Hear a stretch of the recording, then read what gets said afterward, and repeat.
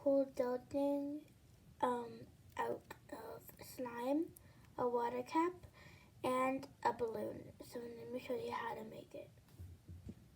What we need is a balloon and a water cap with some slime or clay, whatever you want.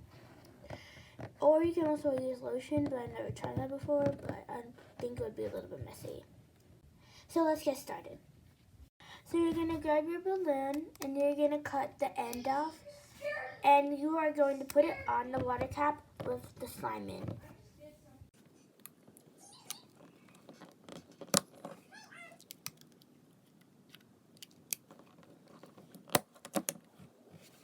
A few times, but you can always fix it again.